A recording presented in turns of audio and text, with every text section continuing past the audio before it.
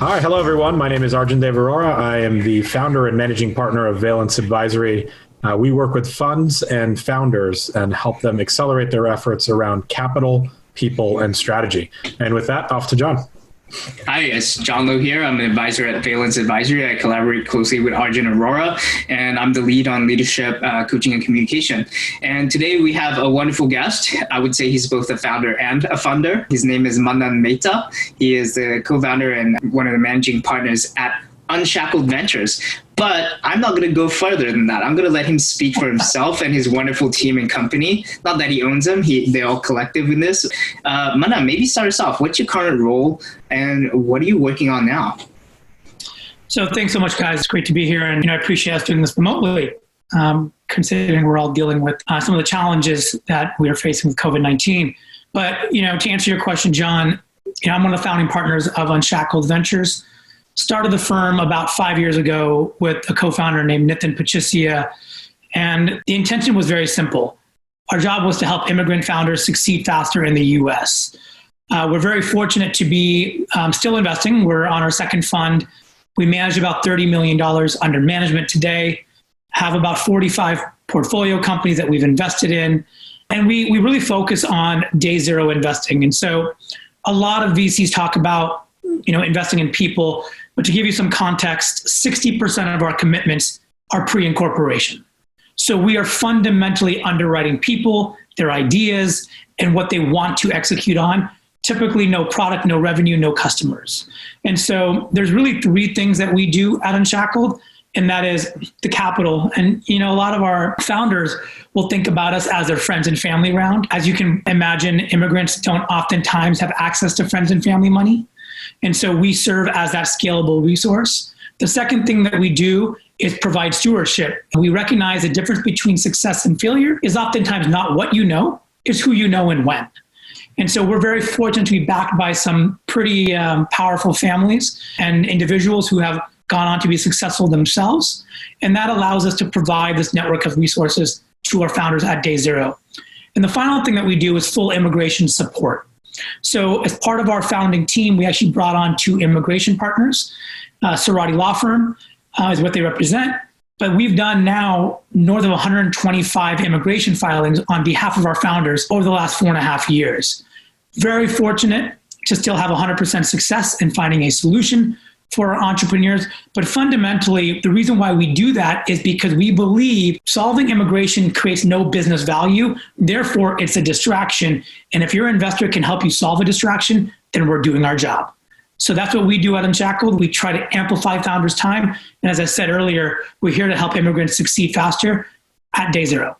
Thank you. That's really, really well said. And one of the things when Unshackled first started getting its name out is that it was recognized strongly for helping with immigrants getting their visas and getting the administration process sorted out. But my understanding is, to your point, your value add to immigrant founder talent is so much more, and not even pre-incorporation, but post-incorporation, when now they're taking an idea or arguably an MVP to market and getting it into the hands of customers. Can you speak more to these other significant, non-trivial value adds that you and your team have focused on behalf of your portfolio clients?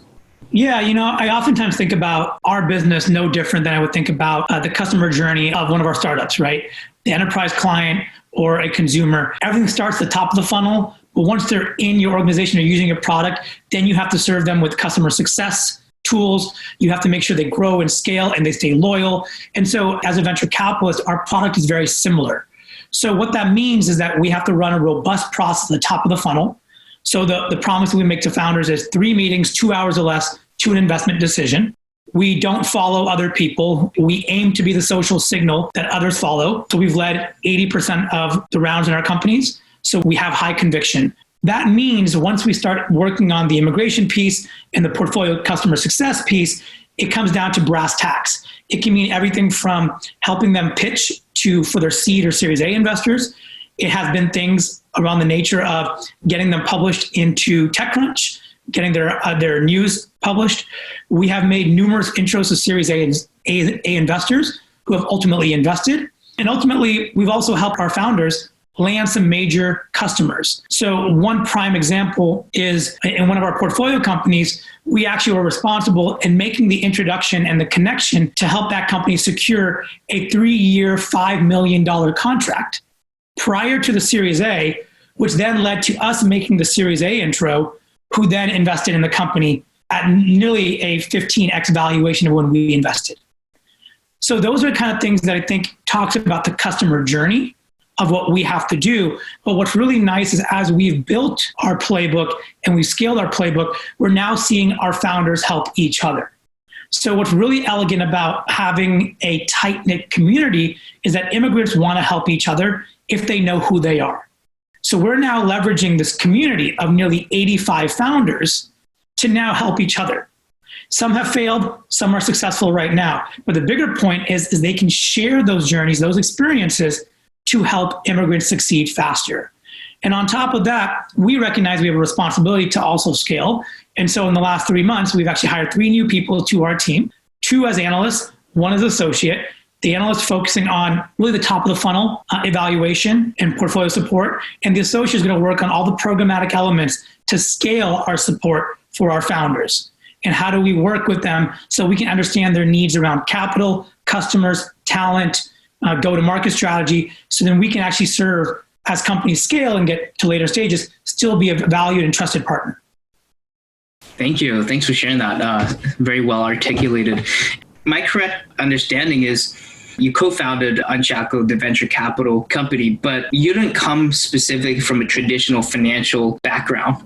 So what got you into the game? What was the positive hook that got you into the game? I use game lightly because, it's non-trivial. And also, through all the challenges you've gone through with your team in raising a fund, what keeps you in the game? Yeah, it's a really great question. And so you're right. I don't come from a venture background. And I think that's kind of what makes Unshackled unique, is that we came from the outside. We recognize the rules of the game and then operating more efficiently within those rules. It's just like many of the founders we back. They don't necessarily come from the industry, but they have a unique perspective or insight, which they then can apply into an industry they want to solve a problem for and then hit the ground running. So a lot for us, honestly, comes down to the fact that we had to go through the problem ourselves, right? Both Nitin and I, the 2 co-founders of Unshackled, shut down our companies because of immigration or our co-founders having immigration challenges. And so that perspective forced us to ask a lot more questions. And that's when we talked to people like Arjun and brought him on board to be an advisor, which was really valuable for us to recognize we don't know what we don't know. So how do we rely upon people like yourselves so that we can gain that understanding and understand the rules of the game?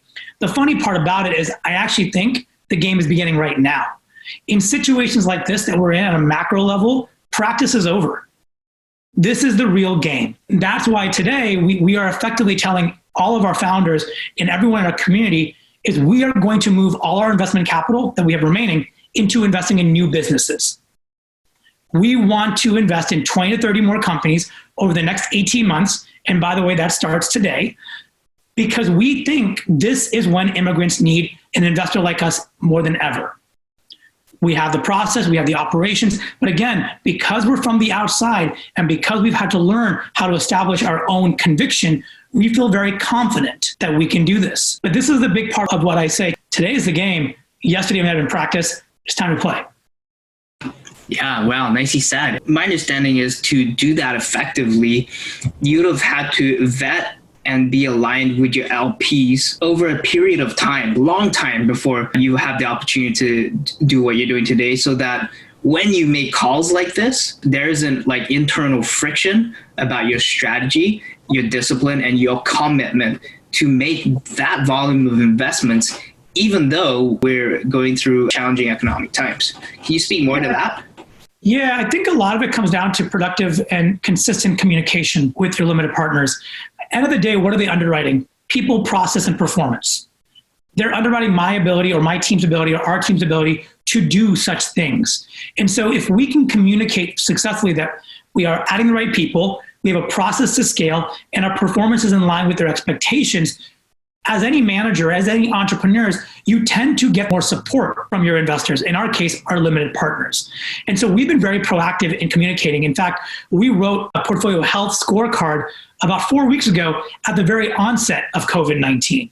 We looked at every portfolio company, understood where they were, how many months of runway they had left, and then made a determination on how much more we'd have to reserve in the event they needed our capital. And then what do we do with the rest? What comes out of that conversation is a very simple one, that as people are looking for their next set of investors, Unshackled is very uniquely positioned to do this. It actually makes sense from a portfolio construction perspective as well, because we've also been very active in doing SPVs with our limited partners. So we've done 3 of them. So we've made them co-investors in our portfolio companies. All of this starts to culminate into what looks like an organization or a firm that has a lot of discipline. We have not exceeded our investment pace in any of the past 5 years, and we promised. We have not put good money after bad. And we've shown that we'll be very transparent with what we learn.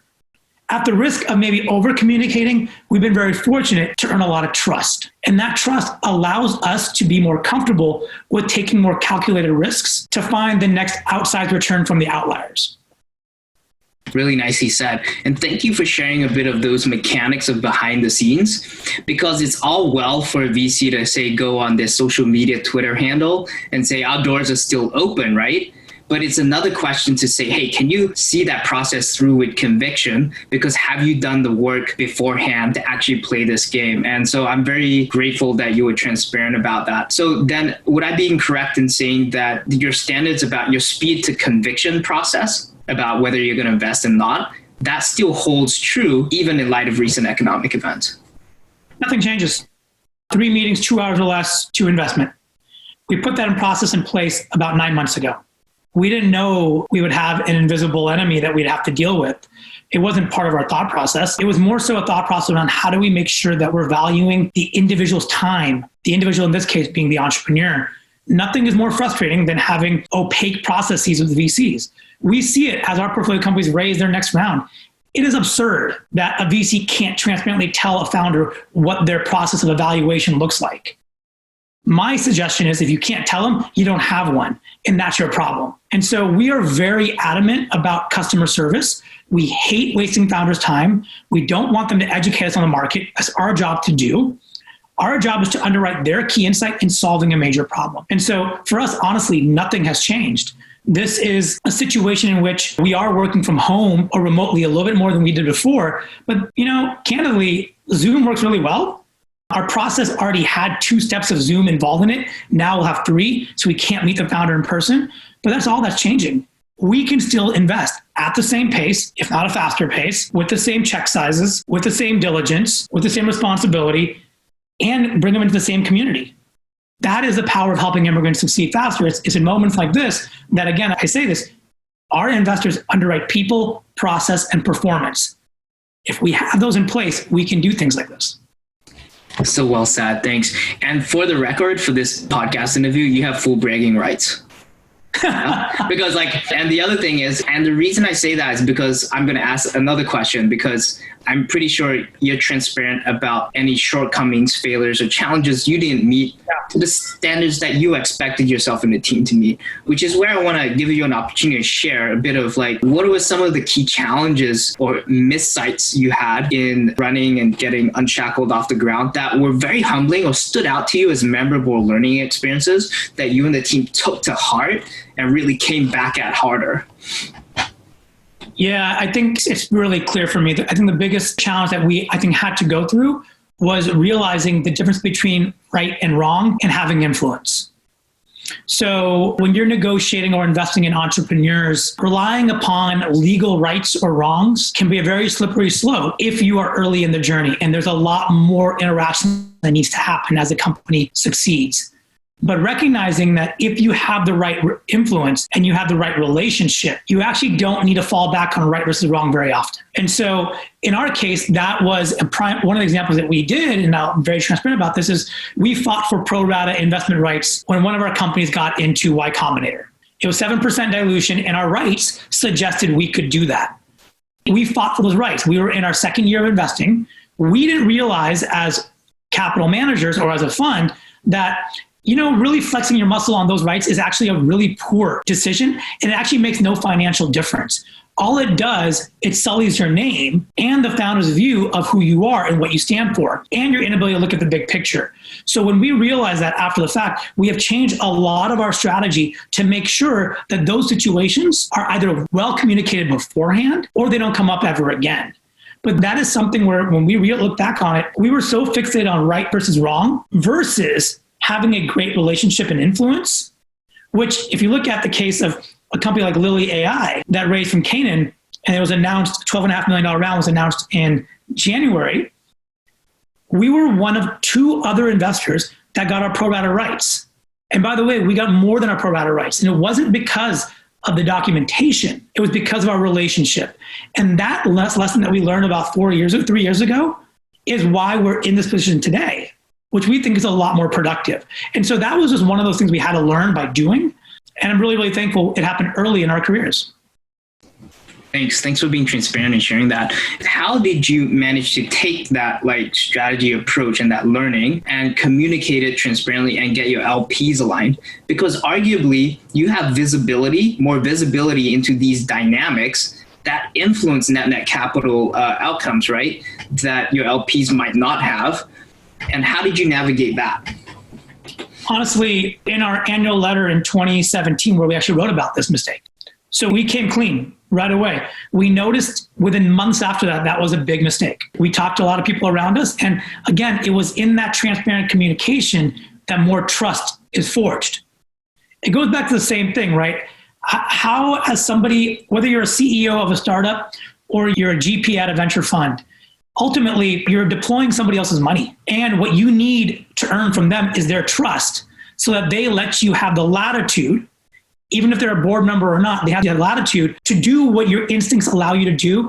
And that's why they backed you in the first place. But the only way that grows over time is through transparency and communication. So we are very, very big believers in this model, so much so that from our LPs all the way down to our analysts, we share everything. They need to know what's happening with portfolio companies. They need to know how we're thinking about investment decisions. Because at the end of the day, when a founder asks for help, anyone's capable of jumping in. But that only works if they are armed with the knowledge of the background, right? Resharing information is a very inefficient process. So we really enjoy kind of putting things into writing and to share because it allows us for way more speed.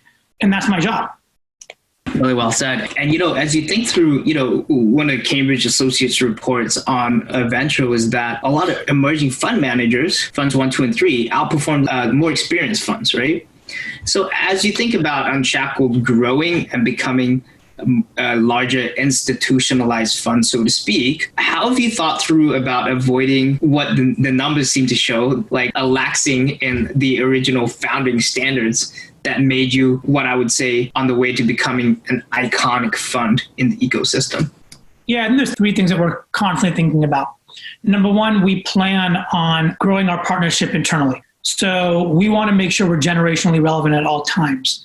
We think that's a great way to avoid complacency, meaning if you can bring somebody as an analyst in over 5 or 6 years, they become a partner in the firm. I think you're actually creating a very strong culture of autonomy and conviction. That is really important to us. So that's number 1. Number 2, a big part of it is recognizing where our arbitrage sits. Unshackled's arbitrage is investing early when no one else will and securing better economics than anybody else would, when in reality, 6 months later, our companies are raising seed rounds of $3 to $4 million at a 5 to 6x higher valuation. I will tell you this right now, those businesses are not 5 to 6 times less risky than when I invested. So recognizing the financial arbitrage that we've created by having high conviction at day 0 is a very good way of maintaining our focus on what we do and avoid strategy drift. The final thing comes down to portfolio construction.